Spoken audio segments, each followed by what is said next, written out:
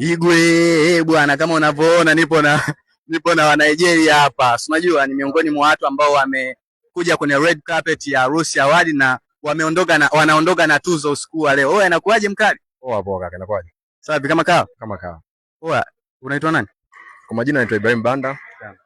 As known as Sise Okoye. Mtandaoni ninaitwa hivyo Sise Okoye. Ila jina langu halisi ni Ibrahim Banda. Tuzo umeshinda nini? Hii tuzo kama ilivyoandikwa inaitwa Wedding Entertainment of the Year 2026. Yeah. Unadhani kwa ulipochukua hii tuzo, ulipopokea hii tuzo, itatia chachu gani kwenye industry yako unayoifanya?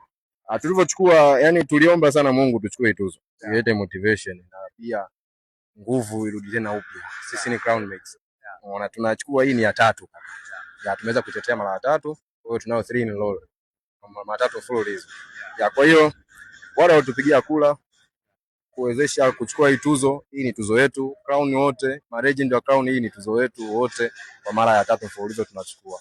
Kwa hiyo still tuna fight.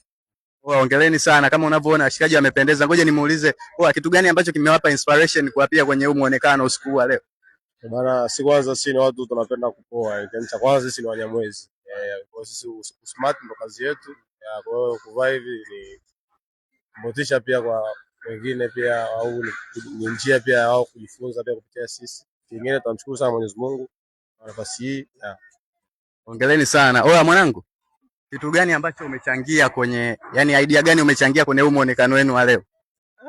Kusema kweli inakuwa ni kwa wote, sio peke yangu, yani kwamba yani wote tunakuwa tunakaa chini tunadiscuss tunavaa nini, na pia kiongozi naye akiwepo kwamba ideas na everything. Basi hongereni sana. Shukrani. Kama unavyoona washikaji wamepoa. Nimemaliza, wamalize wao, si unajua? Ndio Igwe, Crown Mates, enjoy the show. Yeah. Asante sana.